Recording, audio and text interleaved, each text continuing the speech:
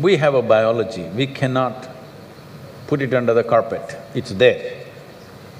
It's best we address it for what it is. But right now the problem in the world is, because certain religious institutions in the world took this attitude that the very biology of the human being is wrong, because of this, culture started hiding it under the carpet. Well, in this culture we never had it, but after the British came and left, we became more prudish than the British. But before that, if you look at our temples, all the outside temple art is all pornographic, if that's what you want to call it. But we don't call it pornographic, we are only talking about the various dimensions of human biology. Because we don't see it as wrong, but we see it as the periphery of life. If you stay there only, you will stay on the physical dimension forever, you will not explore anything else. So in the temple, always it's the periphery.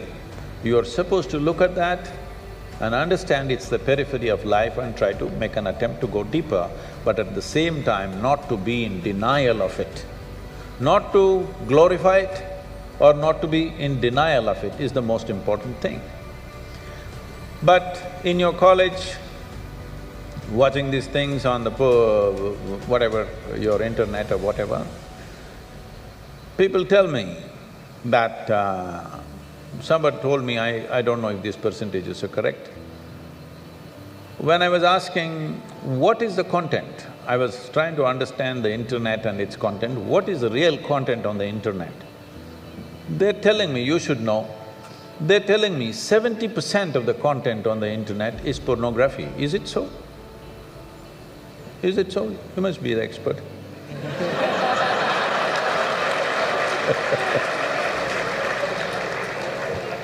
Is somebody doing PhD on it? They told me 70%. I said 70% is unreasonable and sick levels of pornography. If it occupies a small percentage, it's okay. 70% of a technological platform which could do millions of things, unfortunately is pornographic. Just biology of life.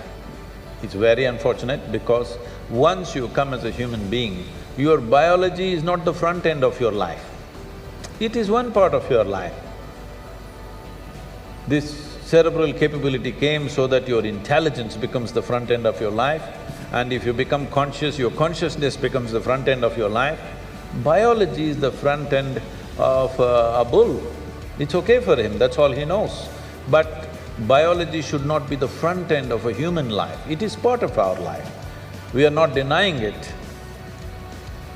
So, at a certain stage in your life, it's like this. A 95-year-old man went for a medical checkup with his doctor. The doctor did a thorough checkup and said, "Hey, old boy, you're doing great for 95, no problem with you." Then the old man asked, "Doctor, but what about my sex life?" Then the doctor looked at him and asked, "Thinking about it or talking about it?"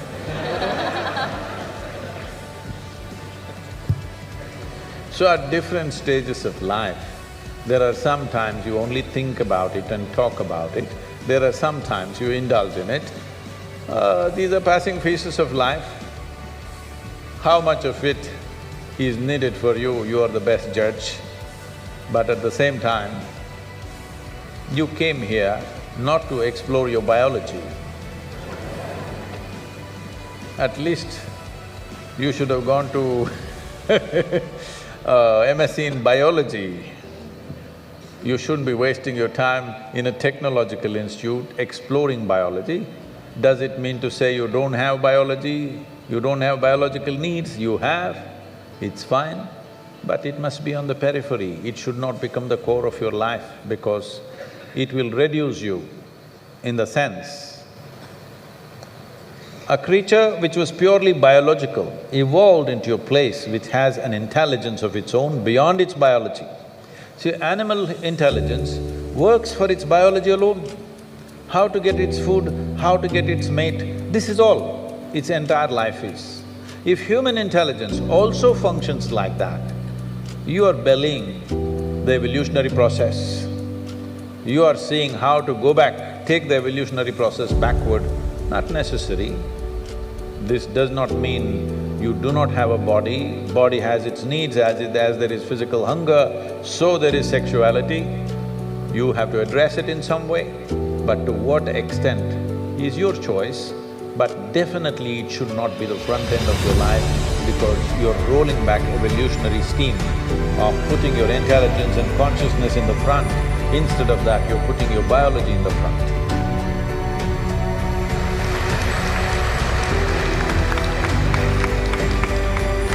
How important is a man's semen for physical, mental and spiritual well-being?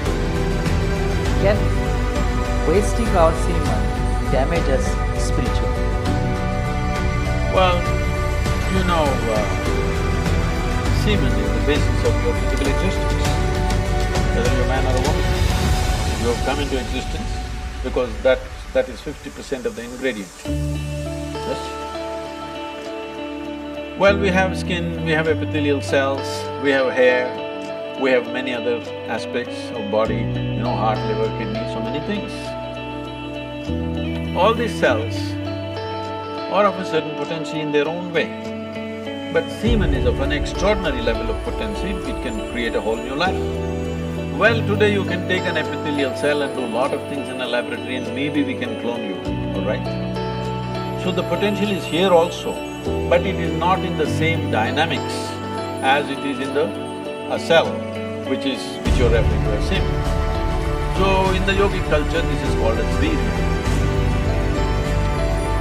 Virya also refers to what we call as vajra, which means stability or diamond, which is the hardest thing.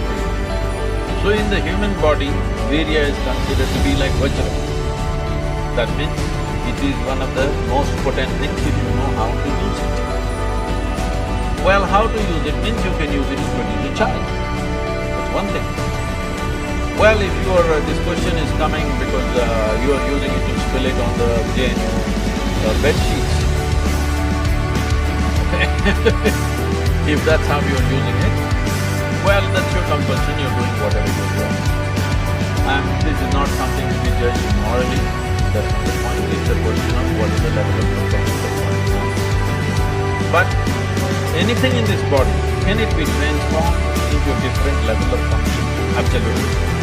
Not just semen, just everything in this body can be transformed. See, suppose I gave you all soup-making ingredients, same soup-making ingredients to every one of you. Do you believe all of you will produce the same soup? No. You will produce 500 varieties of soups. Those same ingredients. That's all that happens with us right now. All of us are fundamentally same ingredients, but see how different each one of us are. Making soup. Well, if I give you soup-making ingredients, either you can make a great soup or a lousy soup. Depends what kind of skills you have. So this goes for everything, not just for semen. Every dimension of your body and your mind, you can transform into something tremendous, or you can make it mediocre, or you can make it a serious problem. Every aspect of your life, that goes for this aspect of life also. This same energy, see, people are making it literal translations, but if you want to produce a certain, let's say epithelial cells, how much energy the body spends on it? And if you want to produce a cell which you call a semen, how much energy body spends is very different. This can be scientifically established. So, when you're investing so much energy in that, obviously it has a potency if you know how to explore. But are you competent to explore?